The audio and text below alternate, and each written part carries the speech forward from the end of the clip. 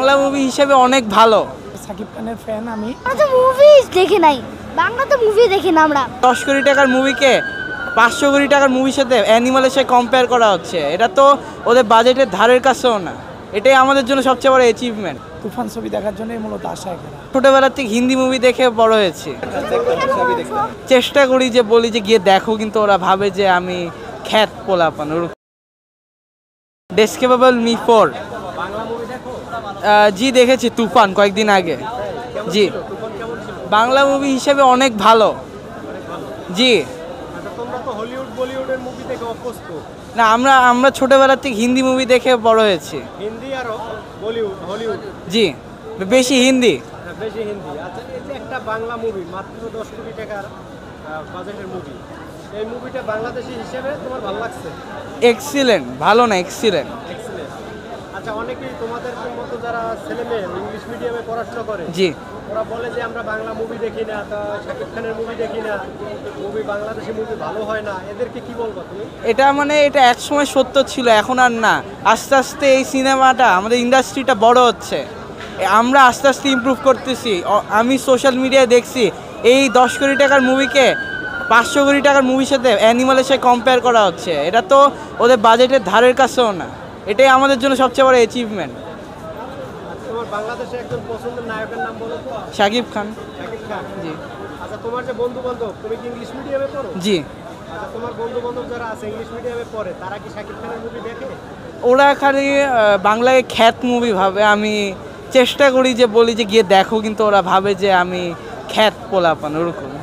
হ্যাঁ। আচ্ছা, তোমার ওদেরকে বলবা যে তোমরা সব বাংলাদেশেরটা খাচ্ছো, বাংলাদেশেরটা পড়ছো। আমি ওটা বলি, আমার নিজের ফ্যামিলি মেম্বারদেরকেও বলি। ইংলিশ মিডিয়ামে ওটাও তো বাংলাদেশের টাকা দিয়েই করতেছো। জি। কিন্তু তোমরা বাংলাদেশি কৃষ্টি কালচারে যদি না দেখেই বলো খ্যাত, এটা তো ভুল করতেছো। এরকম করে বুঝাইবা।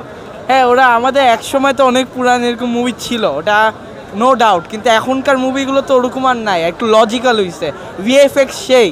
এটাই একটা ভুল ধারণা এখন, যে এখনকার মুভিও খ্যাত ওই পুরানো 90s-এর মুভির, বাংলা মুভির মতো। ওকে, থ্যাংক ইউ। মুভি দেখতে আসছো? নাম কি ছিল? ডেসকেপেবল মি। English movie? হ্যাঁ। বাংলা দেখাবে না? বাংলা মুভি দেখো? দেখি। কি মুভি দেখছো বাংলা? শাকিব খানের এই যে তুফান চলতেছে, দেখছো? জি না। উড়াদুরা গান আমরা তো মুভি দেখি নাই, বাংলা তো মুভি দেখি না আমরা। বাংলা দেখো না? উড়াদুরা গান শুনছো? উড়াদুরা গান শুনছো না? লাগে উড়াদুরা গান শুনছো না। দুষ্ট কোকিল গান শুনছো? ইউটিউব ফেসবুকে দেখো না এই গানগুলো? না। তুফান দেখতে আসছে। এতদিন পরে আসলাম। আসলে একটু সময়েরও ব্যাপার ছিল, আর সাকিব খানের ফ্যান আমি। বসুন্ধরা সিটিতে এসে এই তুফান ছবি দেখার জন্যই মূলত আশা করা। হ্যাঁ, আমি একাই আসছি আর কি। জি,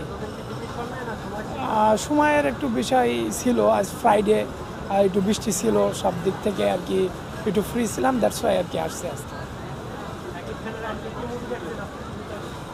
সাকিব খানের এর আগে অনেক মুভি দেখছি, তার মধ্যে তুফানটা এখন শুনতেছি এটা খুবই সুন্দর একটা ছবি, দ্যাটস ওয়াই আর কি আসছে দেখার জন্য। জি জি, হ্যাঁ দেখেছি আমি। আর প্রিয়তমাটাই আমার কাছে বেশি ভালো লাগছে। হ্যাঁ, গানটা দেখি নাই। না, আমি গানটা দেখি নাই, দ্যাটস ওয়াই দেখবো এর জন্য। না, অ্যাকচুয়ালি সাকিব খান যে স্ট্যান্ডার্ড এবং তার যে স্কিল, এটা শুধু আমাদের দেশেই না, ইন্ডিয়াতেও তার যে জনপ্রিয়তা বা তার যে স্কিল সে শো করছে, তার ক্যাটাগরিতে এই মুহূর্তে আর তার আশপাশে কোনো হিরোকেই দেখতেছি না।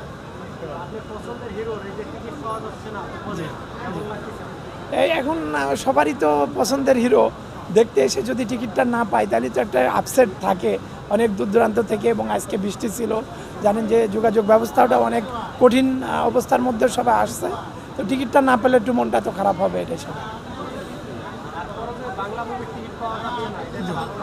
অবশ্যই ভালো লাগার কথা, কারণ বাংলাদেশের এই সিনেমা সবাই আগ্রহ নিয়ে দেখছে, বিদায়ী টিকিটটা পাওয়া যাচ্ছে না। তো এই আগ্রহ উদ্দীপনাটা থাকলে সিনেপ্লেক্সগুলোও ডেভেলপ হবে এবং দর্শকও সমাগম বাড়বে। এটা বাংলাদেশের জন্য একটা ভালো নিউজ।